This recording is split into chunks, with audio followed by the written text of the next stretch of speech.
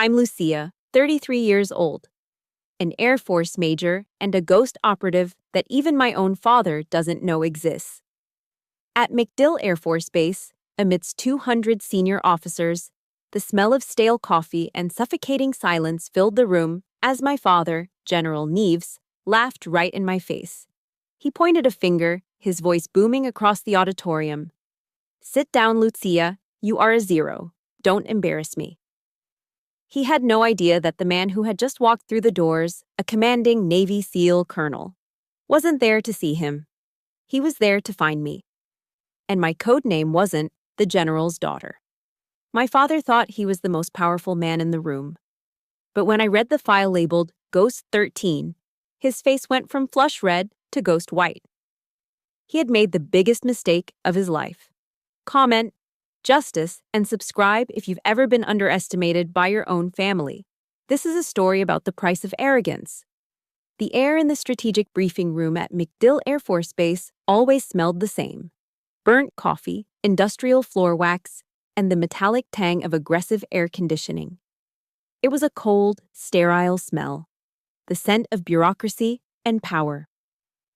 I sat in the back row, seat Z14, my spine pressed against the hard plastic of the chair. My uniform was pressed sharp enough to cut glass, my blonde hair pulled back in a regulation bun so tight it pulled at my temples. I made myself small. I made myself invisible. It was a survival mechanism I had perfected over 3 decades, not in Sears school, but at the dinner table. Down in the front row, under the bright fluorescent lights, sat the VIPs. And right in the center, holding court like a king on a throne, was my father, General Arthur Neves.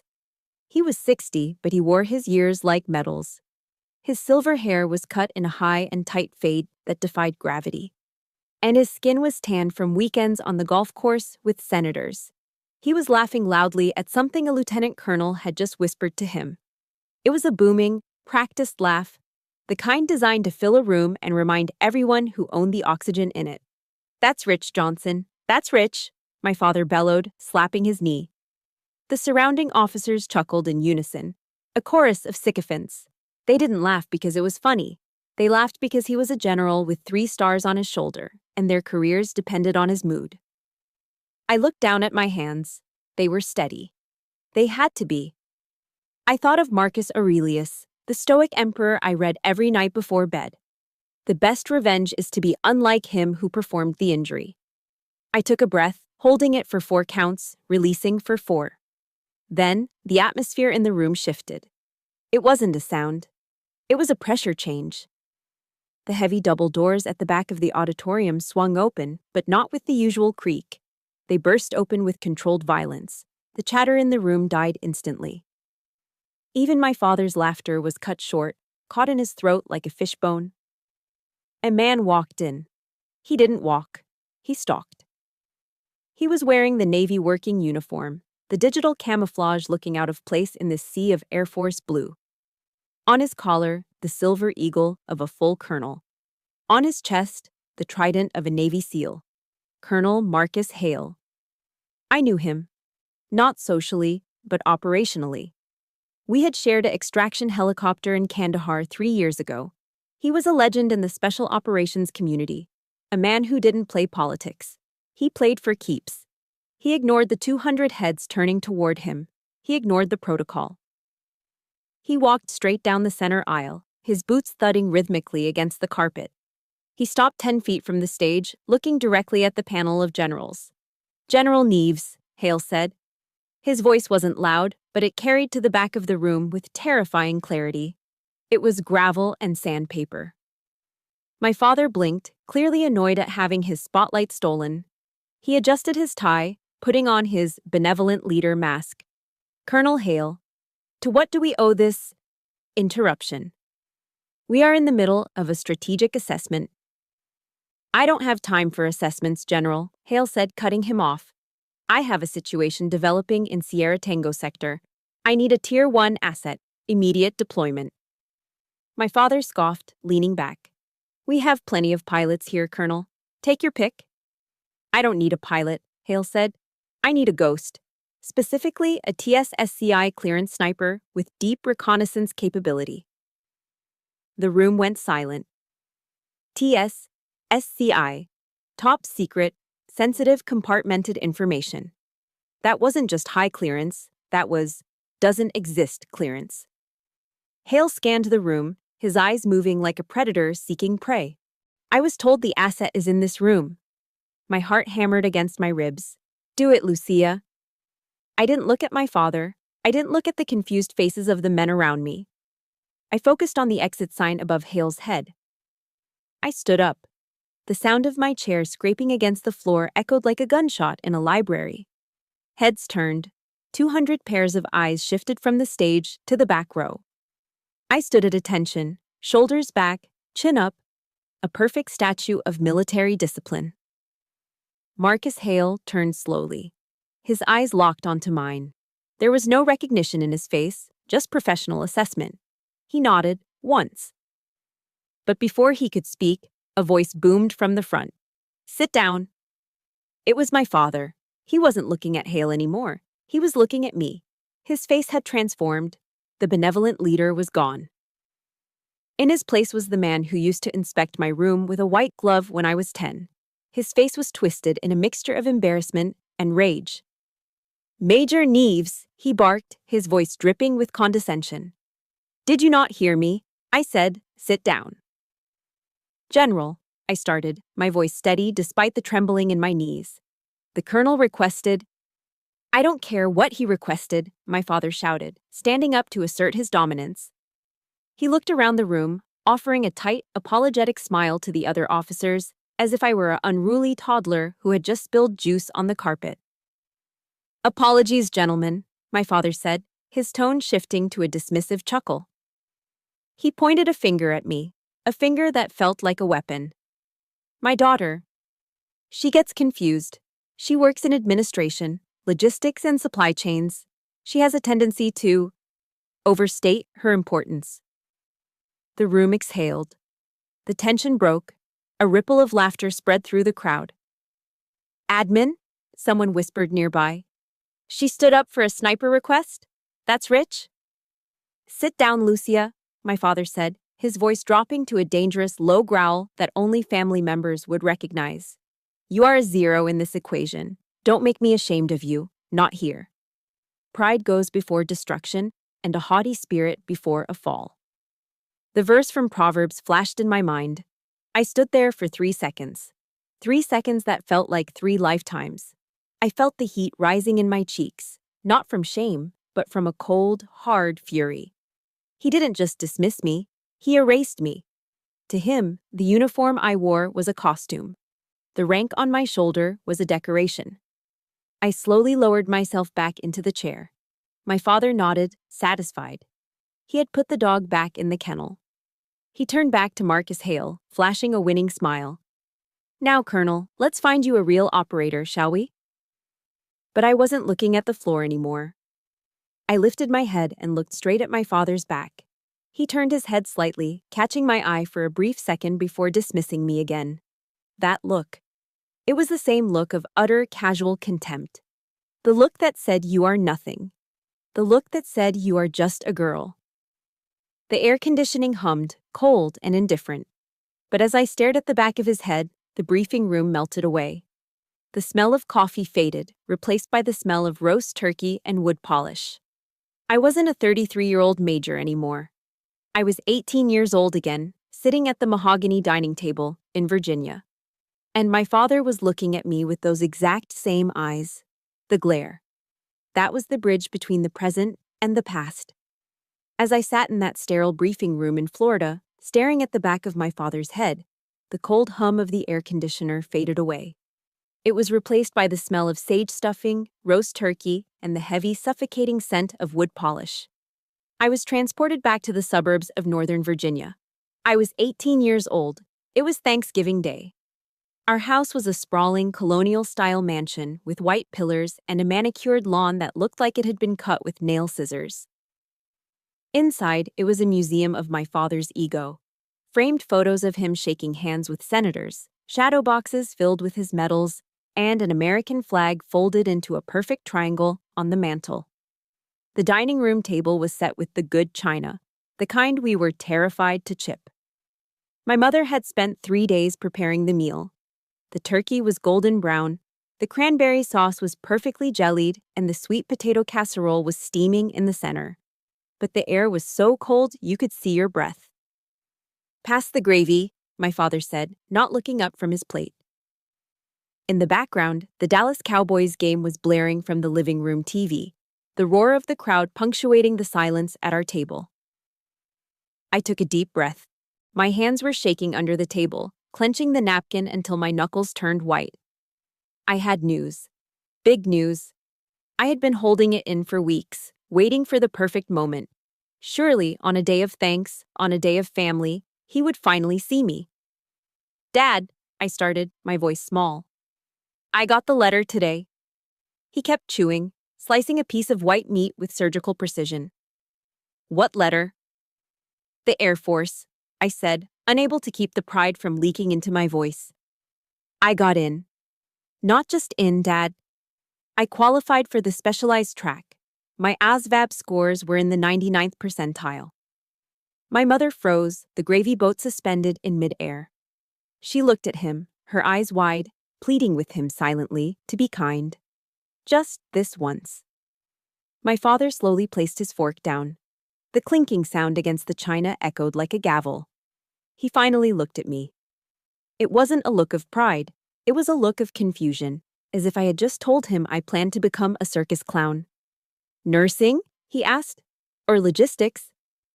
"Combat operations," I corrected him, sitting straighter. "I want to fly. Or maybe intel." He laughed. It was a short, sharp bark of a laugh. He picked up his wineglass, swirling the expensive Cabernet. "Lucia, honey, let's be realistic. The military is a hard life. It's not for someone of your disposition. You want to help people? Be a nurse. Find a nice officer in the medical corps. Don't play soldier." My heart shattered. Just like that. "But Dad," I pushed, "my scores were higher than yours were when you enlisted." The temperature in the room dropped 10 degrees. "Scores are paper," he snapped. "War is blood. You don't have the stomach for it." He turned away from me, dismissing my entire future with a wave of his hand. He looked at my brother, Jason, who was sitting across from me. Jason, the golden boy. Jason, who had just dropped out of UVA because the pressure was too much and had spent the last 3 months sleeping on the couch and playing video games. "Jason," my father's voice softened instantly, becoming warm and fatherly. "How's the job hunt coming, son? No rush, you know. You need to find yourself. Take your time. We're proud of you for knowing your limits." Jason shrugged, stuffing a roll into his mouth. "Thanks, Dad." I looked down at my plate. The turkey looked like ash. The injustice burned in my throat like acid. Jason quit, and he was supported. I excelled, and I was dismissed. That night, while the rest of the house slept, I lay on the floor of my bedroom. I reached under my bed and pulled out an old Nike shoebox. This was my secret. This was my shame. Inside weren't love letters or diaries. Inside were ribbons. Blue ribbons from the local shooting range. Certificates for high scorer from the ROTC summer camp I'd attended without telling him. I ran my fingers over the gold foil of the awards. I had to hide them. Every time I had tried to show him a target sheet with a tight grouping, he would sneer. "Guns are for men, Lucia. A woman holding a rifle looks ridiculous. It looks desperate." So, I learned to hide my talent. I learned to be ashamed of the one thing I was truly gifted at.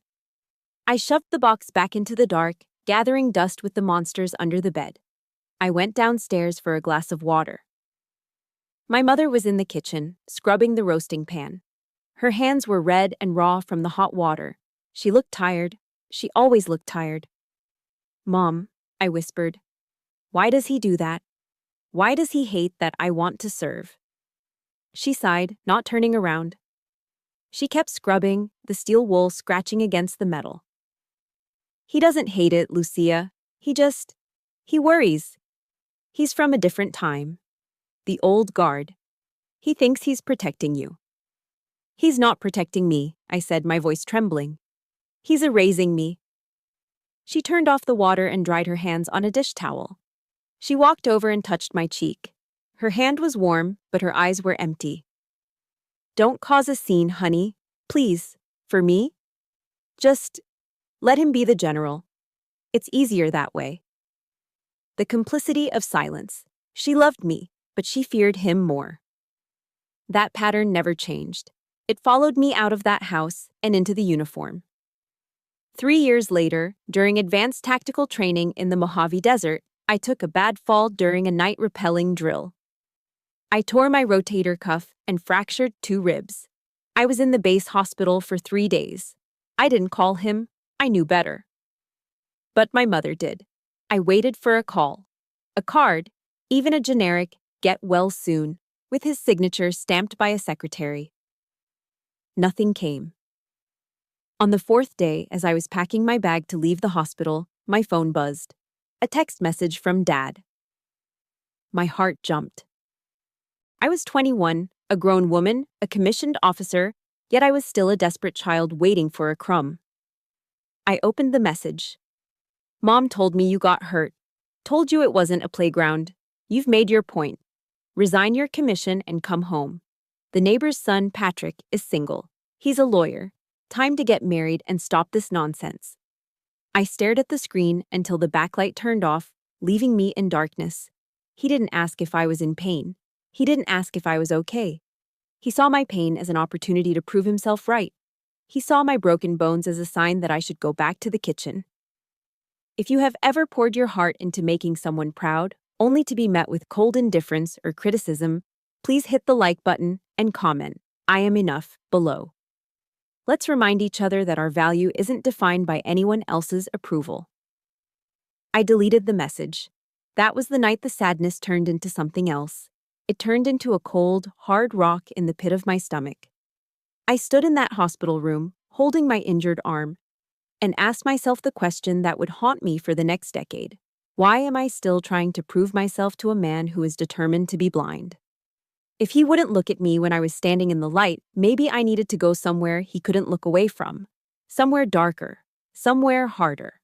I wasn't going to be a nurse. I wasn't going to be a lawyer's wife. I was going to become the thing he feared most.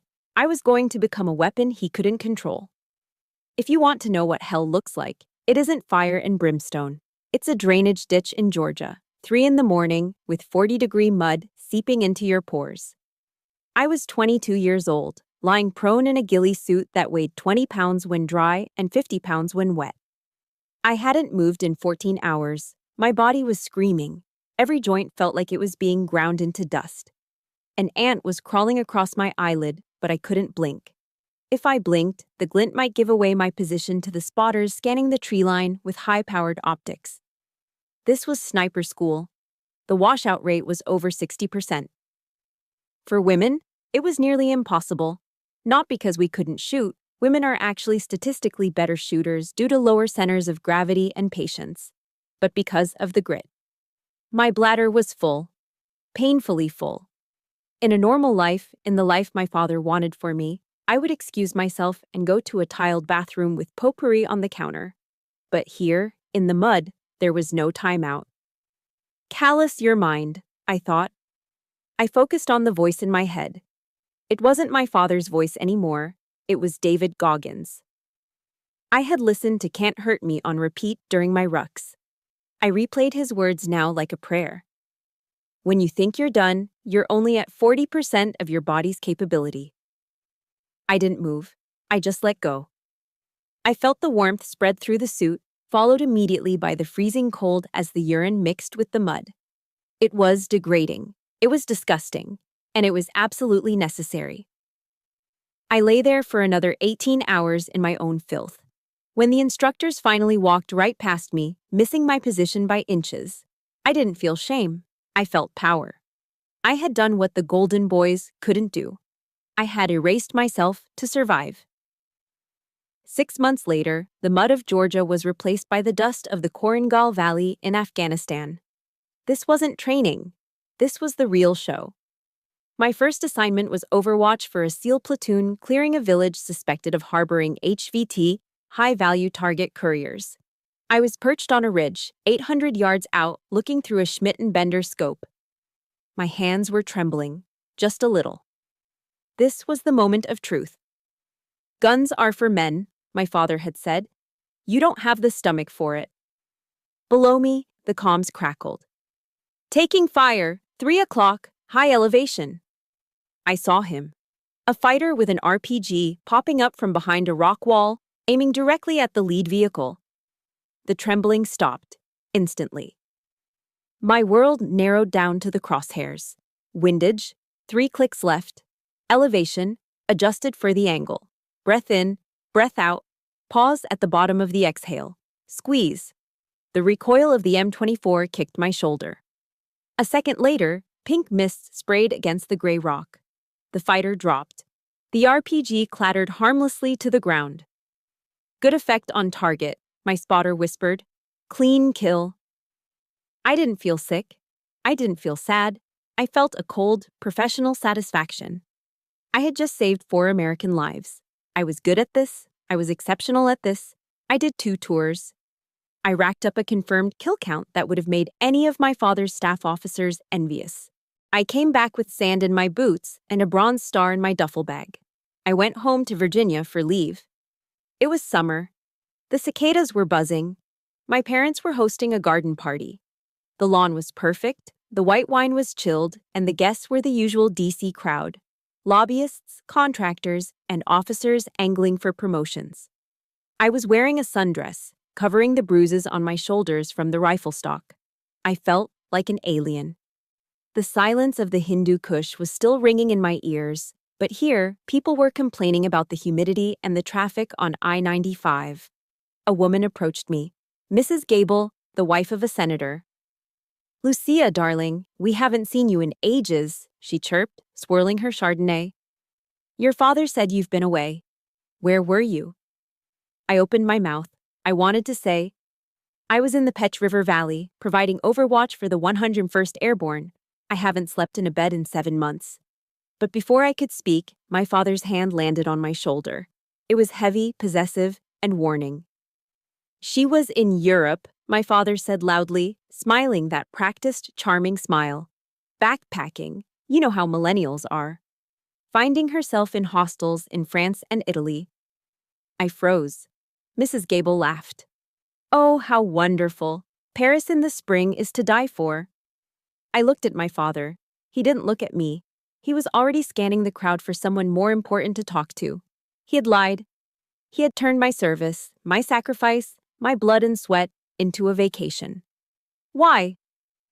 Because a daughter who kills terrorists doesn't fit the narrative of the general's sweet family. It was too messy, too masculine. It threatened his spotlight. I stood there, surrounded by power and wealth, and I realized I was invisible. I didn't correct him. I didn't make a scene. I just took a sip of my iced tea and let the lie settle over me like a shroud. That was the moment Lucia died, and Ghost was truly born. When I returned to base, my team started noticing something. I didn't hang out at the O Club. I didn't brag about my shots. I didn't tell war stories. I would do the job, file the report, and vanish. Where the hell is Neves? My CO asked one day after a mission briefing. Gone, sir, Marcus Hale, then a lieutenant commander said, looking at the empty chair where I had been sitting seconds ago. She's like a ghost. You don't see her until she wants you to, and she's gone before you can thank her. Ghost. The name stuck. Later, when I got my top secret clearance and joined the Special Activities Division, I chose my call sign. Ghost 13. The number 13 was for bad luck. My father's bad luck. Because he thought he had buried me under his lies. He thought he had shamed me into silence. He didn't realize that by ignoring me, by forcing me into the shadows, he had given me the perfect cover. He had trained me to be invisible. And invisibility is a sniper's greatest weapon. The Rusty Anchor wasn't the kind of place you found on Yelp. It was a dive bar tucked away on a service road 3 miles outside the base's main gate. It had no windows. The floor was perpetually sticky with spilled domestic draft, and the air smelled like a combination of stale hops, lemon disinfectant, and sweat. To a civilian, it might have looked like a hole in the wall. To us, it was a cathedral. It was Friday night. The jukebox in the corner was playing George Strait, the low twang of the guitar competing with the sharp clack-clack of pool balls and the roar of laughter from the booths. I sat at a scratched wooden table near the back, nursing a bottle of Miller High Life. I wasn't wearing my uniform. I was in jeans and a gray t-shirt, my hair let down for the first time in days. Around me sat my team, my real family. There was Tex, a heavy weapons specialist from Houston who could strip a machine gun in 30 seconds blindfolded. There was Miller, our comms guy, who looked like a high school accountant but had a Purple Heart for dragging a wounded Marine out of a burning Humvee. And then there was the memory of the man who had brought us all together. I stared at the condensation dripping down my beer bottle, and my mind drifted back to a briefing room in Kandahar, 6 months prior. It was the first time I had worked directly with Colonel Marcus Hale. It had been a joint operation, high stakes, a hostage rescue in the mountains. We had been pinned down in a valley, taking heavy fire from 3 sides. The extraction bird couldn't land. We were running low on ammo. I had found a perch, a jagged outcropping of rock 500 yards up. I stayed there for 12 hours, baking in the sun, calculating wind speeds that were swirling unpredictably through the canyon. I took 9 shots. I dropped 9 tangos. Each one was a threat that was about to flank Hale's team. When we finally got back to base, covered in dust and adrenaline, I expected the usual. I expected the SEALs to go to their own debrief, ignoring the Air Force support. Instead, Marcus Hale had walked right up to me in the mess hall. He was covered in grime, his face streaked with sweat. He didn't smile. He didn't flirt. He looked me dead in the eye. He slammed a fresh bottle of water on the table in front of me. "Nevies," he had said, his voice gravelly. "Sir?" I had stood up, instinctively. "Sit down," he ordered, but not like my father. It was an order given with respect. He leaned in, lowering his voice so only I could hear. "That shot on the RPG gunner, the one at 11 o'clock? "Windage was tricky, sir," I replied. "You saved my point man's life," Hale said. "You are the all-seeing eye, Major. Without you up on that rock, we would have come home in body bags today." He clapped a heavy hand on my shoulder. It wasn't possessive, it was an affirmation. "You're a weapon, Neves, a damn fine one." That moment was worth more to me than every medal my father had ever displayed in his shadow boxes. Hale hadn't seen a woman. He hadn't seen a general's daughter. He had seen a warrior. Back in the rusty anchor, a hand waved in front of my face, snapping me out of the memory. "Earth to Ghost," Tex laughed, sliding a pitcher of beer onto the table. "You're 1,000 yards staring again. Drink up. Tabs on me tonight." I smiled, a genuine smile that reached my eyes. "Thanks, Tex." "Hey," said a raspy voice from the seat next to me. I turned. It was Master Sergeant Elena Rodriguez. She was 50 years old, tough as leather, with gray streaks in her hair and a cynical look in her eyes that had seen too many commanders come and go. She was nearing retirement, and she had become the unofficial mother hen of our unit, if mother hens drank whiskey neat and smoked Marlboro Reds. Elena took a sip of her drink and looked at me with piercing intelligence. "I heard about the briefing today, about the promotion list." I stiffened. "I didn't make the cut for the command track. Again." "And let me guess," Elena said, her voice dropping. "Daddy Dearest had something to do with that?" I shrugged, tracing the rim of my bottle. "He says I'm not ready. He says I need more administrative experience. He thinks the field is making me rough." Elena scoffed, blowing a plume of imaginary smoke. She leaned in close, her tone shifting from casual to intense. "Listen to me, Lucia. I've served under men like Arthur Neves for 30 years. I know the type."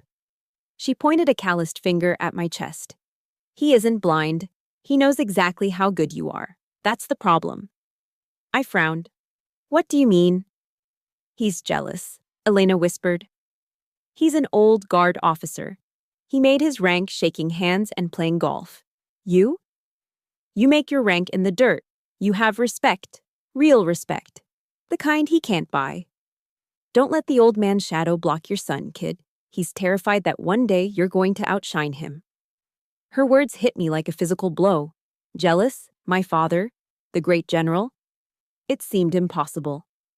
Yet, as I looked around the table at Tex and Miller laughing, at the way they treated me as an equal, as a vital part of the machine, I realized Elena might be right.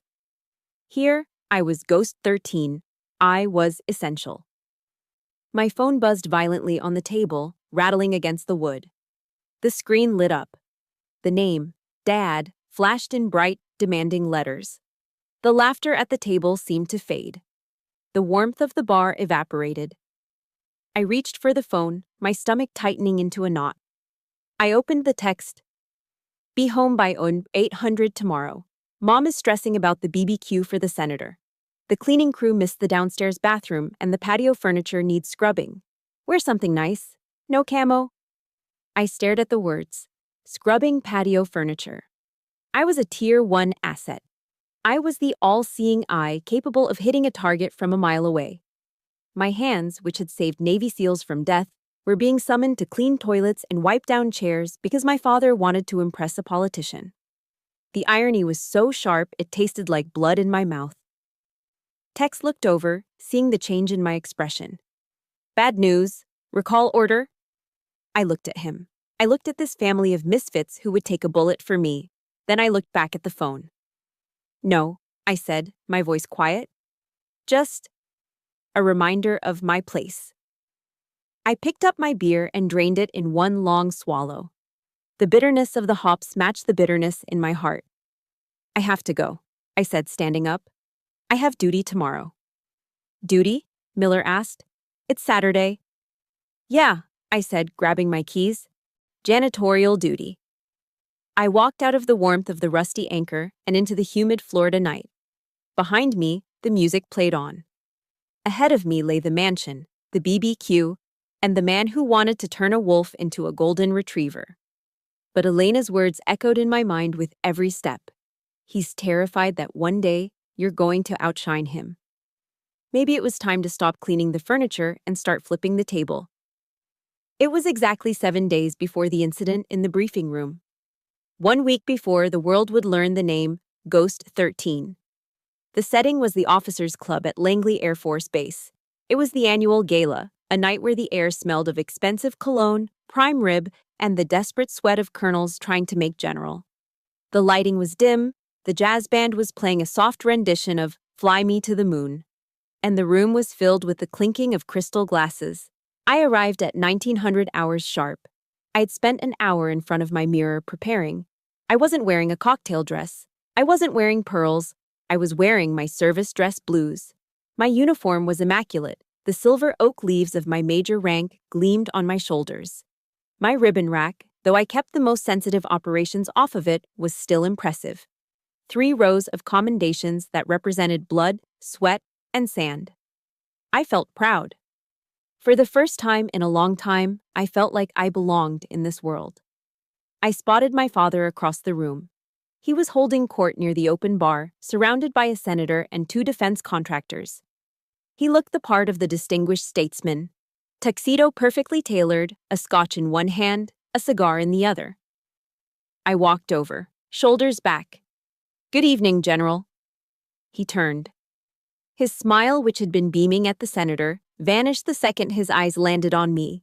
He looked me up and down, his lip curling in distaste. Lucia, he said, his voice dropping so the others couldn't hear. What are you wearing? I blinked, confused. It's a military gala, Dad. This is the appropriate uniform. For a man, he hissed. You look like a damn chauffeur. I told your mother to buy you that blue silk dress. The one that actually shows you have a figure. He sighed, shaking his head as if I had personally insulted him. God, you make it so hard to help you. Senator Miller brought his son tonight. He's an investment banker. I wanted to introduce you. How am I supposed to sell him on this? He gestured vaguely at my uniform, at the medals on my chest, as if they were a stain. My stomach twisted. I wasn't a daughter to him. I wasn't an officer. I was livestock to be traded. I'm not here to find a husband, General, I said stiffly. I'm here to represent my unit. Before he could retort, a young lieutenant approached us. It was Lieutenant Evans, a kid from my intel team. He saw me and immediately snapped to attention. Good evening, Major Nieves, Evans said, his voice full of genuine respect. He didn't see a woman in a costume. He saw his superior officer. My father's eyes narrowed. He hated it. He hated seeing someone respect me without his permission. At ease, Lieutenant, my father interrupted, stepping between us. He placed a hand on my shoulder, heavy, patronizing. He smiled at Evans, but it was a shark smile. Lucia isn't on duty tonight, son. She's just here as my daughter. He turned to me, his grip tightening on my shoulder. Sweetheart, the senator's glass is empty. Why don't you run to the bar and get him a refill? Gin and tonic, extra lime, and get me another scotch while you're at it. The air left my lungs. Lieutenant Evans looked confused. He looked from me to the general. He knew it was wrong. You don't ask a field-grade officer to fetch drinks like a waitress. Dad, I whispered, my face burning. There are servers for that. I asked you to do it, my father said, his voice raising just enough for the surrounding circle to hear. Go on, little Lucia. Make yourself useful. Don't just stand there looking stiff. The senator chuckled, oblivious to the power play. A gin and tonic would be lovely, dear. I stood there for a heartbeat. I could see Lieutenant Evans looking at the floor, embarrassed for me. I could feel the eyes of the other officers, my rank, my experience, my sacrifices. They were all stripped away in seconds. To him, I was just the help. I swallowed the rage that tasted like bile. Yes, sir. I walked to the bar. My legs felt heavy, the walk of shame. I ordered the drinks, the bartender giving me a sympathetic look that made it 10 times worse. I carried the crystal glasses back across the room, feeling like every step was a betrayal of the uniform I wore. I handed the senator his drink. I handed my father his scotch. Good girl, my father said, patting my cheek. See? That wasn't so hard. I turned to leave, needing air, needing to scream. But my father grabbed my elbow. His grip wasn't fatherly now. It was painful. He steered me away from the group, toward a secluded alcove near the kitchen entrance. He leaned in close. The smell of expensive scotch on his breath was overpowering. The mask of the benevolent general was gone. His eyes were cold, hard flint. I saw that look in your eye, he whispered, his voice a low growl. Don't you ever embarrass me like that again. Don't you ever hesitate when I give an order. I pulled my arm away. You humiliated me. In front of my subordinate. Humiliated you? He laughed, a cruel, dry sound. You have no status unless I give it to you. You think those medals mean anything? You think that rank means anything? I made calls to get you into the academy. I made calls to keep your record clean. You are my creation, Lucia. He leaned closer, his face inches from mine. And remember this. I made you. I can break you. I can strip those oak leaves off your shoulder with one phone call. So, know your place. You are my daughter first, an officer second, and only when I say so. He straightened his tuxedo jacket, smoothed his tie, and the mask clicked back into place. Now, go fix your face. You look emotional. It's unbecoming. He walked back to the party, leaving me standing alone in the shadows of the hallway. I drove home in silence. I didn't turn on the radio. I didn't cry. The tears wouldn't come. I was past sadness. I was in a place far colder than sadness. I walked into my apartment and went straight to the bathroom. I turned on the harsh vanity lights. I looked at myself in the mirror. I looked at the woman in the blue uniform. I saw the marks on my arm where he had grabbed me. I realized something in that moment. He didn't just want to control me. He wanted to own me. He believed I was his property. And as long as I sought his approval, as long as I played by his rules, I was his property. If you have ever had your hard-earned achievements dismissed by the very people who should be proud of you, please hit the like button and comment.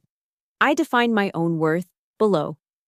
Let's show the world that we are not defined by anyone's opinion, but our own.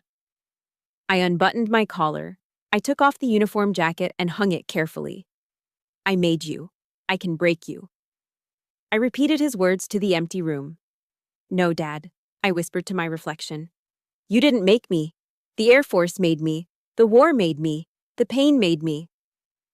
And he couldn't break me. Because you can't break a ghost. Next week was the strategic briefing at MacDill. He would be there. I would be there. I washed my face with cold water. When I looked up, the scared daughter was gone. Ghost 13 stared back. Next time, I vowed, I won't fetch the drinks. Next time, I bring the storm. Sit down, Lucia. You are a zero. Don't embarrass me. My father's voice was still echoing off the acoustic tiles of the briefing room walls. The laughter of the sycophants, the lieutenant colonels and majors who built their careers on laughing at my father's jokes, was still rippling through the air. It was the moment I had feared my entire life. Public humiliation.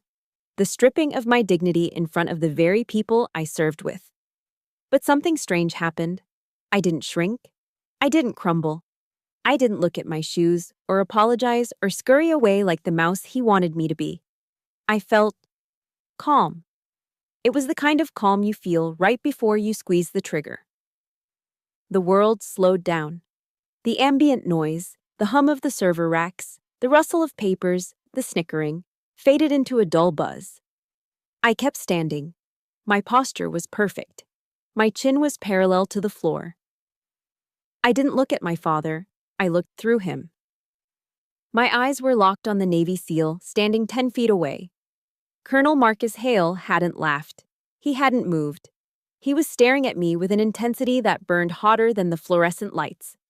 Major! My father barked, his face flushing a dangerous shade of purple.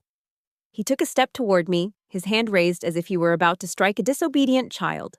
I gave you a direct order. Sit down before I have the MPs drag you out of here for insubordination. The room went deadly silent. The laughter died instantly. Threatening a field officer with military police in a briefing was a step too far, even for General Neves. The air grew heavy, charged with a static electricity that made the hair on my arms stand up. Marcus Hale moved. He didn't step toward my father. He stepped between us. He turned his back on the general, a breach of protocol so flagrant it drew a gasp from the front row. Hale looked directly at me. Major Neves. Colonel, I replied, my voice steady, betraying none of the adrenaline flooding my veins. I asked for a specific asset, Hale said, his voice low and dangerous. I was told the asset was in this room. Are you claiming that identity? My father sputtered behind him. Colonel, I don't know what game you're playing, but my daughter is a logistics officer. She orders paper clips and schedules fuel trucks. She is not— Silence, Hale roared. The word cracked like a whip. My father froze, his mouth hanging open. No one told Arthur Neves to be silent. Not in his own base, not in his own kingdom. Hale didn't even turn around. He kept his eyes on me. I'm asking you a question, Major. Status and identifier? This was it, the point of no return. I took a breath. I let go of the daughter who cleaned patio furniture. I let go of the girl who hid ribbons under her bed. Ghost 13, I said. The name hung in the air. Sector? Hale asked. Sierra Tango, I replied. Hindu Kush Operation, Valley of Death. Overwatch for Team 6. Hale nodded, his expression unreadable. And your clearance level? I paused for a fraction of a second. I let my eyes drift to my father, who was standing there, blinking rapidly, his face a mask of confusion. Level 5, I said clearly.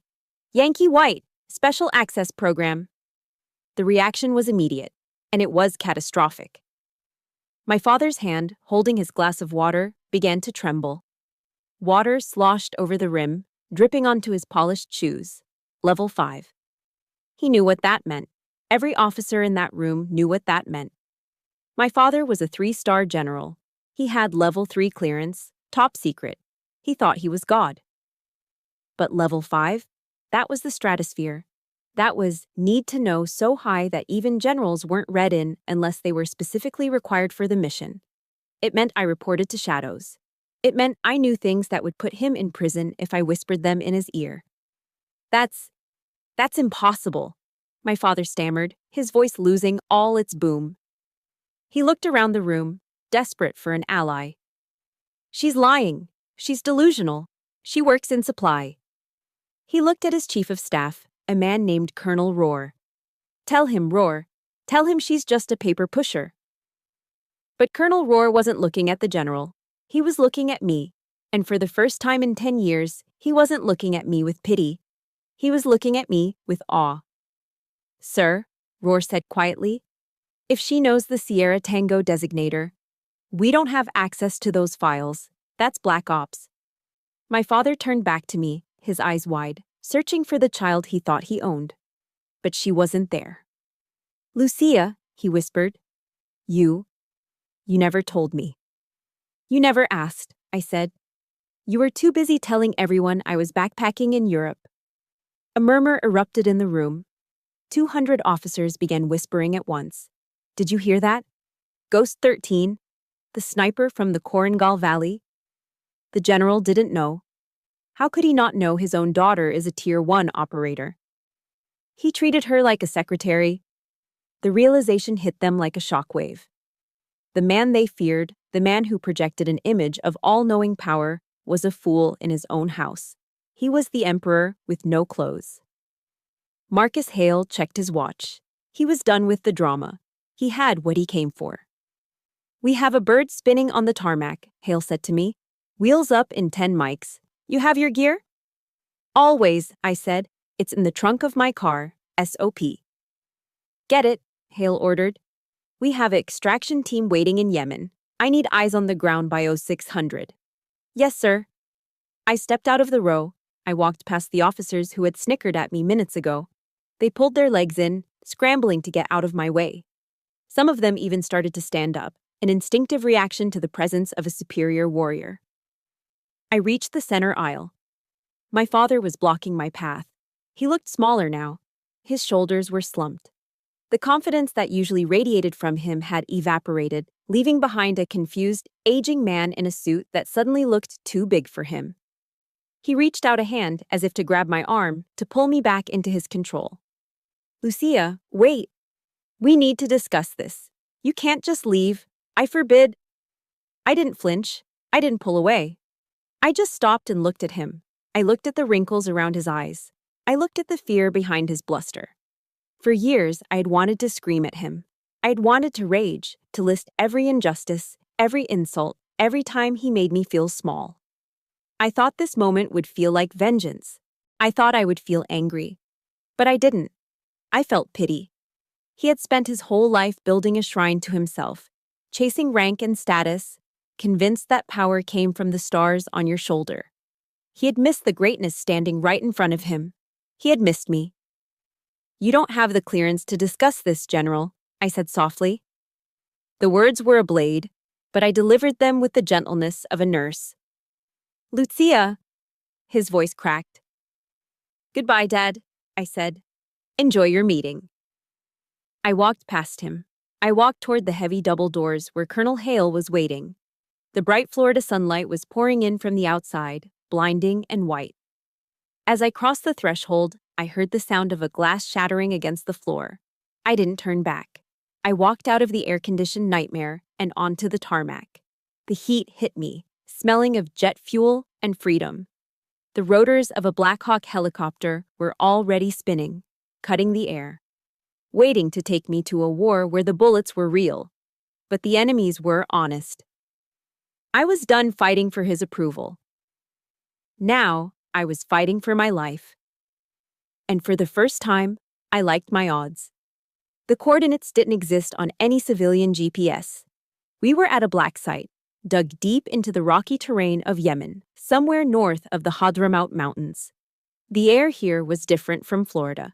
It didn't smell like floor wax and old coffee. It smelled of diesel, burning trash, and the ozone tang of high-voltage electronics.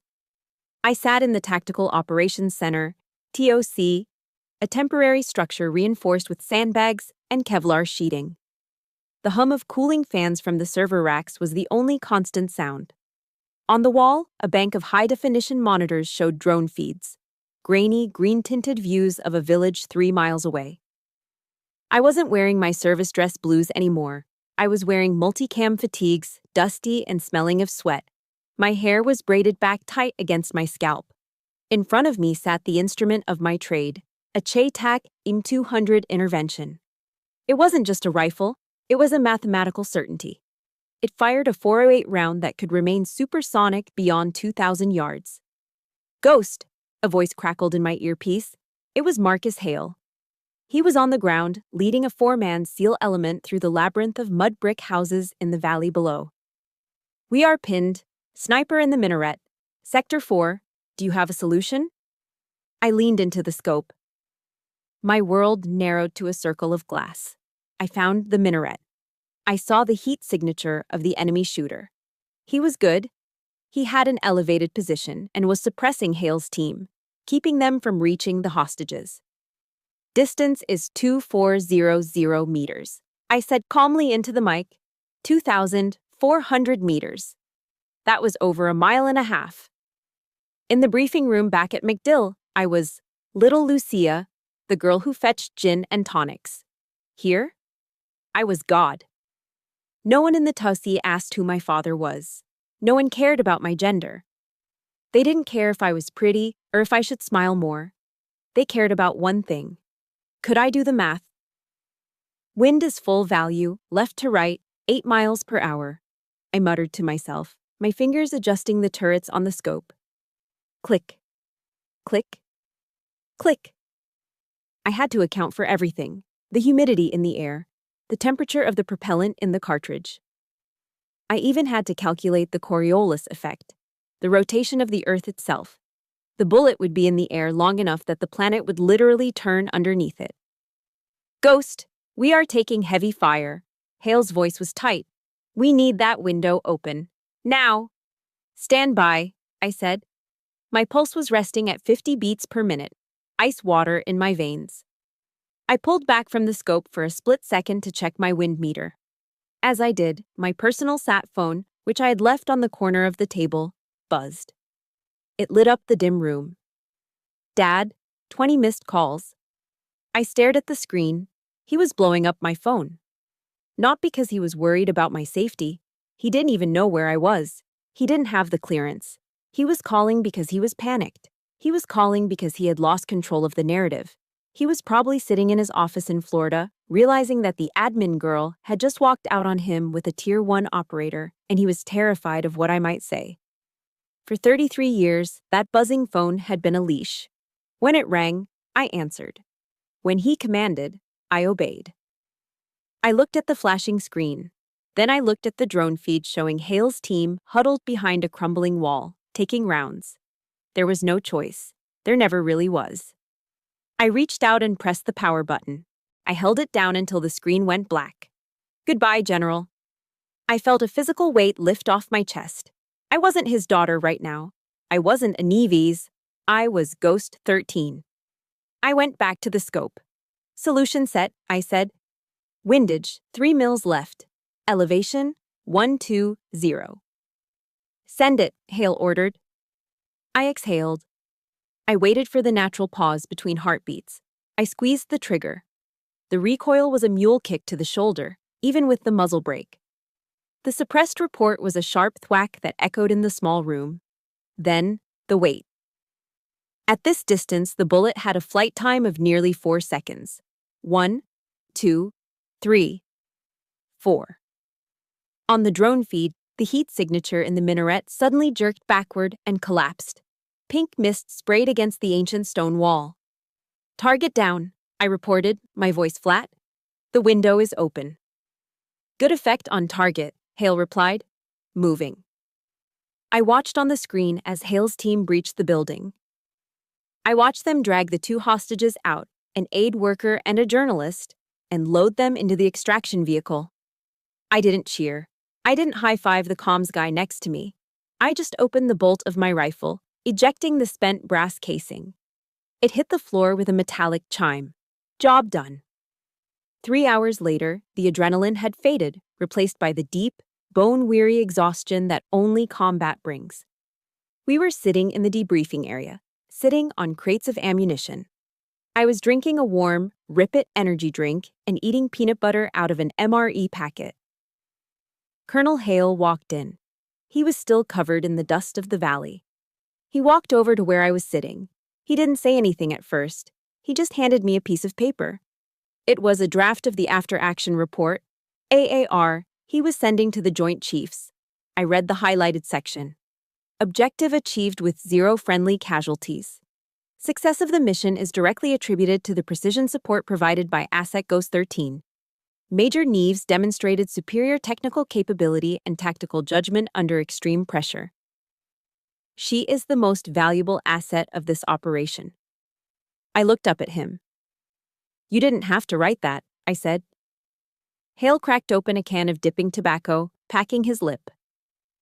I didn't write it to be nice, Neves. I wrote it because it's the truth. In my world, you get what you earn. And today? You earned every inch of that bird on your collar. He looked at my blacked-out phone sitting on the crate next to me. Everything okay on the home front? He asked. He knew. Of course, he knew. He had seen the show in the briefing room. It's quiet, I said, looking at the dark screen. For the first time in my life, it's finally quiet. Good, Hale said, standing up. Keep it that way. You can't aim if you're looking over your shoulder. I watched him walk away. I picked up the spent brass casing from the floor, the shell from the shot that saved them.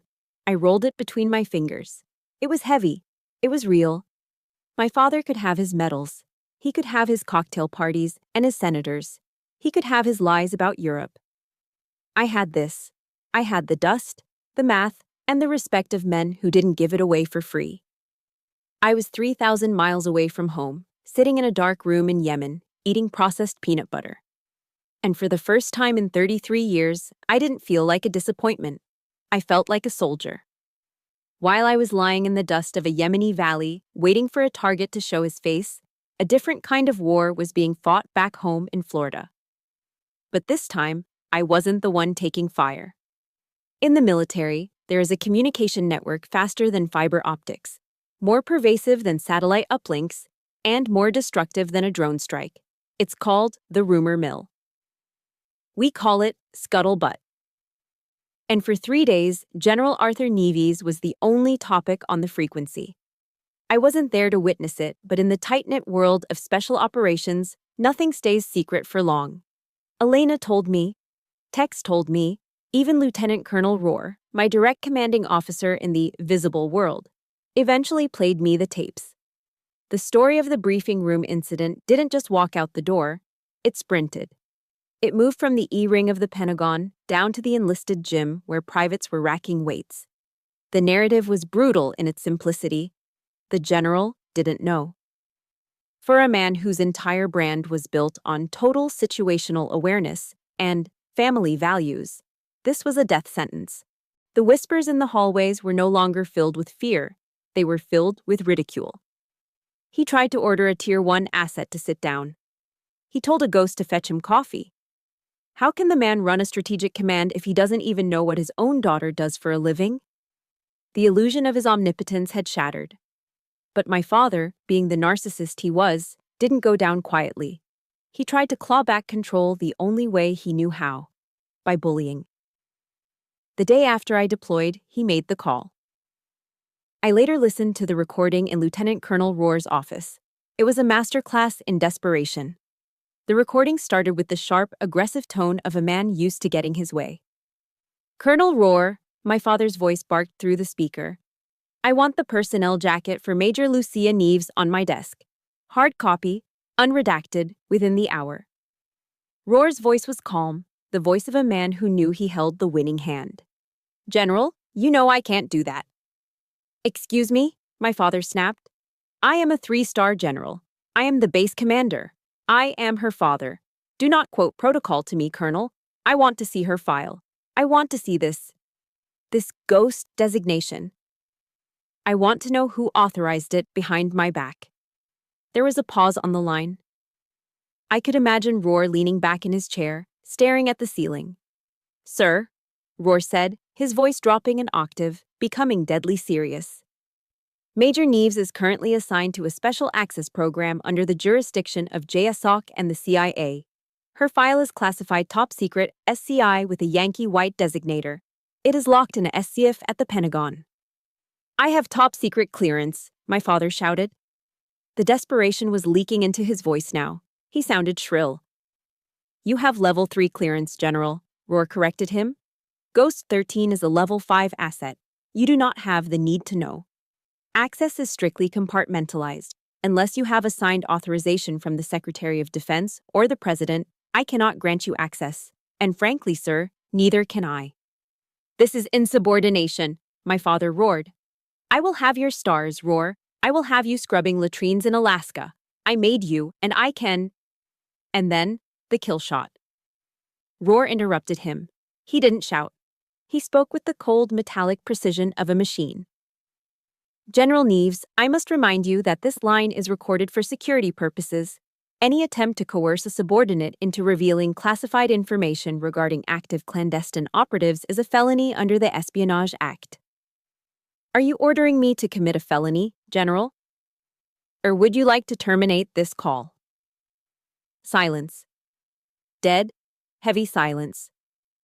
For 10 seconds, the only sound on the tape was my father's heavy breathing. He was trapped. He was a man who had used rules to crush others his entire life, and now the rules had turned around and bitten him in the throat. Click. He hung up. But the humiliation didn't end in the privacy of his office. It spilled out into the officers' club, the O Club, the very place where he had tried to reduce me to a waitress just a week before. Elena described the scene to me later. It was lunchtime, the Wednesday after the incident. Usually when General Neves walked into the O Club, it was like the Red Sea parting. Officers would stand, conversations would hush, and a line of people would form to shake his hand, hoping some of his power would rub off on them. That Wednesday, he walked in. He was wearing his dress uniform, every metal polished, trying to project business as usual. He walked to his usual table near the window, the power table. But the room didn't hush. The conversations didn't stop. People looked up, saw him, and then they looked away. They looked at their salads. They looked at their phones. They looked anywhere but at him. It wasn't an aggressive shunning. It was something far worse. It was indifference mixed with secondhand embarrassment. He sat down, alone. Usually a captain or a major would rush over to join him, eager for FaceTime. Today, the chairs around him remained empty. A server approached, a young woman, probably the same age I was when I enlisted. She placed a menu in front of him. Just the club sandwich and an iced tea, he said. His voice was quiet. Yes, General, she said, and walked away quickly. Elena told me she watched him from the bar.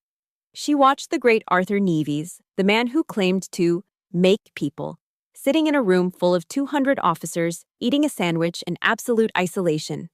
He checked his phone. No messages. He looked around the room. No eye contact. For the first time in 30 years, he was just an old man eating lunch alone. The power he thought he held, the power of fear, the power of reputation, had evaporated the moment the truth about me came out. Because if he couldn't control his own daughter, if he couldn't see the ghost living under his own roof, then he wasn't a genius strategist. He was just a bully who had been outsmarted. When I heard that story, sitting in the dust of Yemen, I expected to feel triumphant. I expected to laugh, but I didn't. I just felt a strange sense of closure. The karma hadn't come from me screaming at him.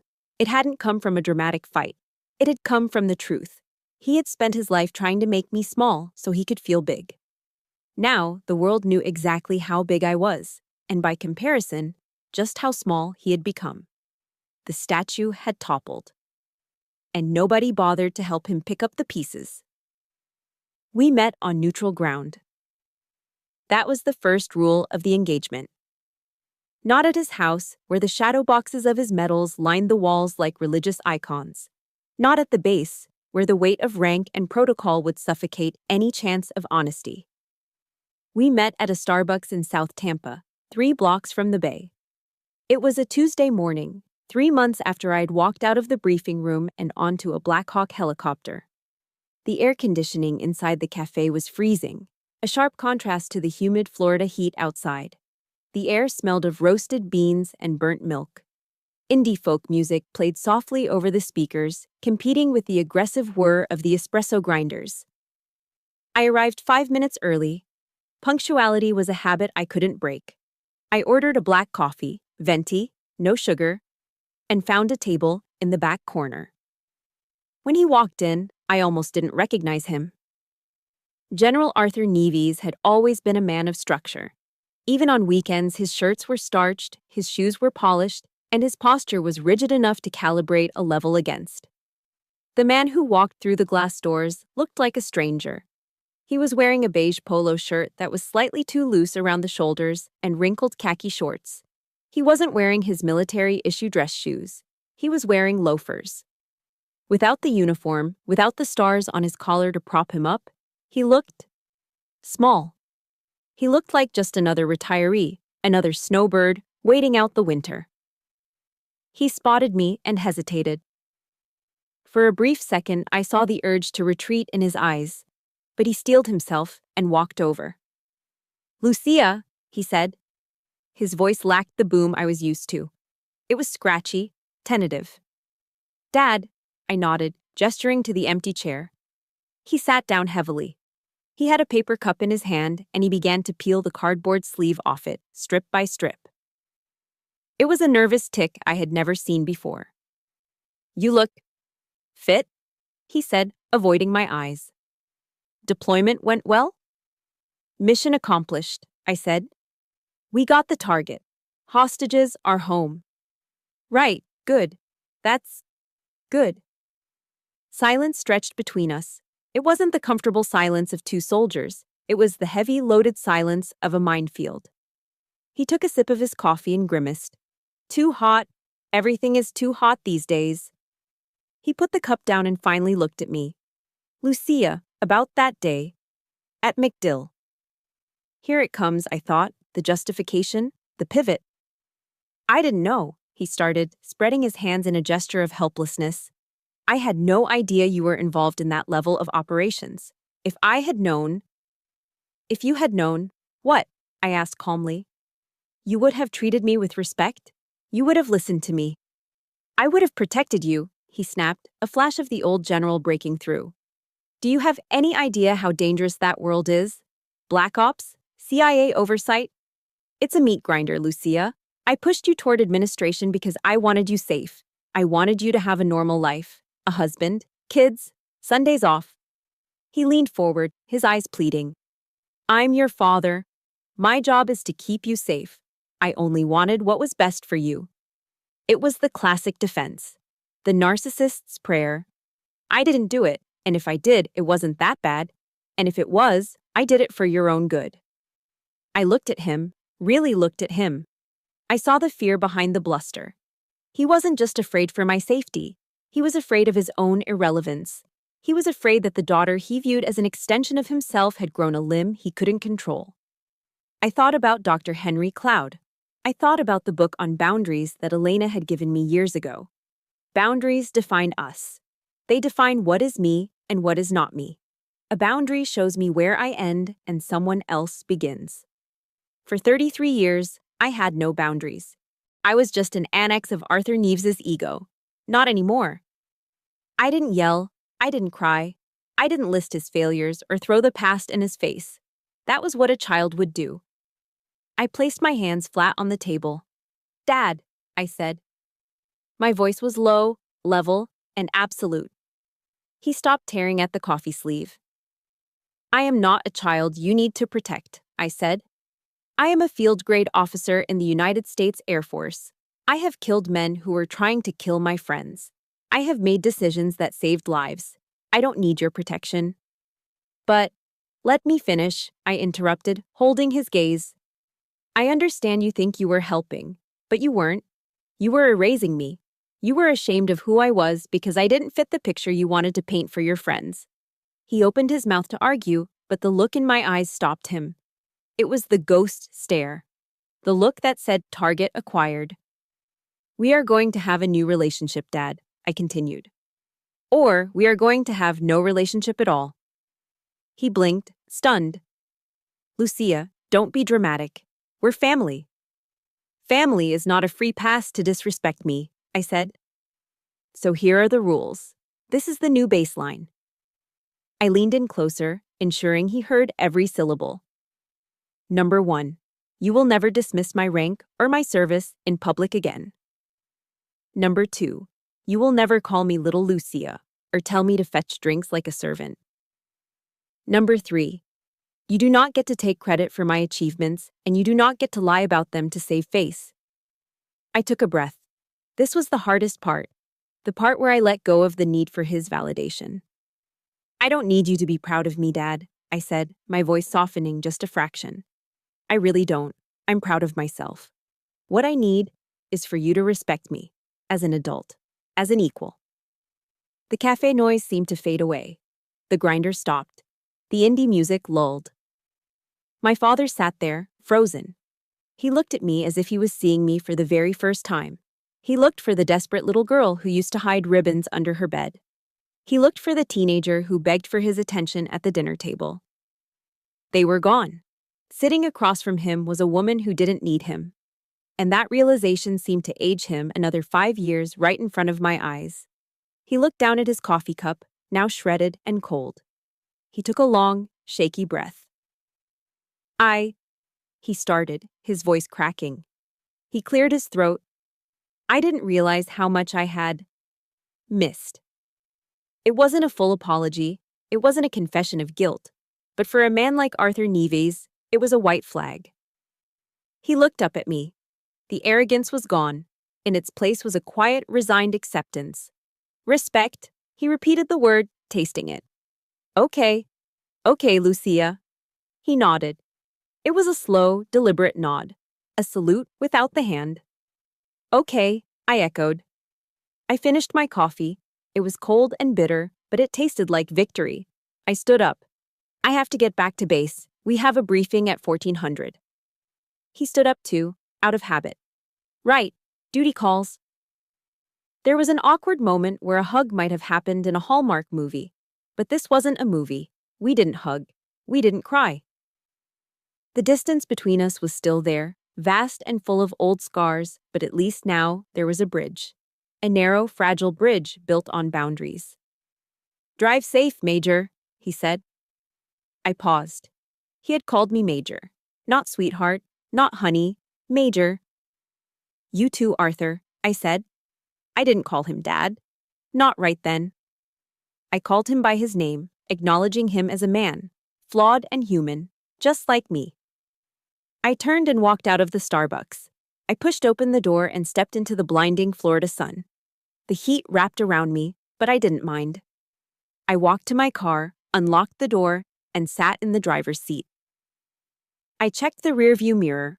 I could see him through the window of the cafe, sitting alone at the table, staring at the empty chair where I had been. I put the car in gear and drove away. I hadn't won a war. I hadn't destroyed him. I had done something much harder. I had redefined the terms of peace, and for the first time in my life, I was free. Time in the military is measured in deployments, in duty stations, and in the slow, steady accumulation of gray hairs. 10 years. A decade had passed since I walked out of that coffee shop in Tampa. A decade since I drew a line in the sand and dared my father to cross it. Today, the auditorium at Langley Air Force Base was filled to capacity. The air smelled of floor wax and fresh-cut lilies. The American flag stood tall and unmoving on the stage, the gold fringe catching the overhead lights. I stood at the podium. My uniform had changed. The gold oak leaves of a major were gone, replaced by the silver oak leaves of a lieutenant colonel. I looked out at the sea of blue uniforms. 200 faces looked back at me. They weren't looking at me with fear. They weren't looking at me because they were forced to. They were looking at me with trust. I was their commander now. "Attention to orders," the adjutant barked. The room snapped to attention. The sound of 200 pairs of boots hitting the floor in unison echoed like a thunderclap. I didn't flinch. I didn't puff out my chest. I just stood there, breathing in the moment. My eyes scanned the front row. Usually this was reserved for VIPs, for generals, and senators. But today, there was an old man sitting in the seat of honor. Arthur Neves was 70 years old now. He wasn't wearing his dress uniform. He had retired 5 years ago. He was wearing a charcoal gray civilian suit that fit him a little too loosely. His hair, once a steel gray high and tight, was now completely white and thinning. He wasn't the god of war anymore. He was just a grandfather who played golf on Tuesdays and complained about his arthritis. He wasn't invited up to the stage to pin my rank on. I had chosen Master Sergeant Elena Rodriguez, now retired and walking with a cane, to do that honor. It was a subtle choice, but a deliberate one. Rank is earned in the trenches, not inherited through DNA. But my father didn't look angry. He didn't look slighted. As Elena's shaking hands fastened the silver insignia onto my collar, I looked down at him. He was crying. They weren't the crocodile tears of a manipulator. They were quiet, silent tears rolling down cheeks that had lost their firmness. He caught my eye and offered a small, wobbly smile. It was a sad smile, the smile of a man who realized too late that he had spent 30 years betting on the wrong horse, but was grateful he was allowed to watch the race finish. I nodded at him. Acknowledgement. Peace. Ladies and gentlemen, I said into the microphone, my voice clear and steady. Command is not a privilege, it is a burden, and it is a burden I will carry for you, not over you. I didn't quote Sun Tzu, I didn't quote Patton. I spoke to them like humans. I treated them with the dignity that I had starved for when I was a young officer. After the ceremony, the reception line formed. There was punch and sheet cake. The atmosphere was light. My father stayed in the back, holding a paper cup of punch, watching me work the room. He didn't try to take over. He didn't interrupt. He stayed within the boundaries we had built, brick by brick, over the last 10 years. A young woman approached me. She was a second lieutenant, fresh out of the academy. Her uniform was brand new, stiff, and uncomfortable. She looked terrified. "Ma'am," she squeaked. "Lieutenant Sarah Jenkins, I wanted to say congratulations." I smiled, remembering the terrified girl I used to be. "Thank you, Lieutenant. How are you adjusting to the squadron?" She hesitated, glancing around to make sure no one was listening. "It's hard, ma'am. My family. My dad is a colonel in the Marines. He thinks the Air Force is a soft branch. He wanted me to be a JAG lawyer. He says I'm wasting my potential in intel." I froze. The words were different, but the melody was exactly the same. The ghost of the past, echoing in this young girl's voice. I handed my piece of cake to an aide and turned my full attention to her. I stepped into her personal space, not to intimidate, but to shield her. "Lieutenant, look at me," I said firmly. She looked up, her eyes wide. "I'm going to tell you something that took me 33 years and a lot of heartache to learn," I said. "Your father may have given you your name, but he does not get to write your story." She blinked, surprised by the intensity in my voice. "Do not let anyone define your value," I continued. "Not your enemies, and certainly not your blood. You are not here to be his legacy. You are here to build your own." The young lieutenant straightened up. It was subtle, but I saw it. A spark in her eyes, a shifting of weight, the beginning of a backbone. "Yes, ma'am," she said, and this time her voice didn't squeak. "Thank you, Lieutenant Colonel." "Carry on, Lieutenant." As she walked away, walking a little taller than before, a quote from Maya Angelou drifted through my mind. It was something I had read during those long, lonely nights in Yemen. "I come as one, but I stand as 10,000. I wasn't just Lucia anymore. I was the sum of every woman who had been told to sit down. I was the voice for every child who had been told they weren't enough. I stood for them." The reception wound down. The room emptied. My father walked over to me. He looked tired. "That was a good speech, Lucia," he said softly. "Thanks, Dad." He looked at the silver oak leaves on my shoulders. He reached out a hand, hovering it for a moment, then patted my arm awkwardly. "You wear it better than I did." It was the closest he would ever get to saying I was wrong, and it was enough. Do you want to get dinner? He asked. Mom is making pot roast. I checked my watch. I can't. I have a flight to catch. Pentagon briefing in the morning. He nodded, a flicker of disappointment in his eyes, but he masked it quickly. Of course. Duty first. I understand. I'll call you on Sunday, I said. Sunday, he repeated. Okay. He turned and walked toward the exit, a lonely figure in a big hall. I watched him go, feeling a twinge of sadness, but no guilt. I had forgiven him, but I hadn't forgotten. The relationship was healed, but the scar would always be there to remind me of where the boundary line was drawn. I turned and walked out the side door. The Virginia sun hit my face, warm and golden. The sky above Langley was a piercing, endless blue, the kind of sky that begged to be flown in. I took a deep breath, filling my lungs with the air of freedom. I wasn't little Lucia. I wasn't even Ghost 13 anymore. That was a name for the shadows, for a woman who had to hide her greatness to survive. I walked toward my car, my heels clicking rhythmically on the pavement. I didn't need to hide. I didn't need to vanish. My name is Lucia Nieves. I am a lieutenant colonel in the United States Air Force, and for the first time in my life, I wasn't running away from anything. I was flying. If there is one thing I want you to take away from my journey, it is this. You hold the pen to your own life story. For years, I let my father hold the pen. He wrote me as a victim, a disappointment, and a shadow. But the moment I took that pen back, I realized I wasn't any of those things. I was a warrior. Please remember that setting boundaries with toxic family members isn't an act of hate. It is an act of radical self-love. You do not need their permission to be great. You do not need their apology to move forward. Your value is not a gift they give you. It is a fortress you build yourself. Now, I want to hear from you. We all have a General Nieves in our lives, someone who tried to keep us small so they could feel big. But look at you. You are still here. You are still standing. If my story resonated with your heart, please hit that like button.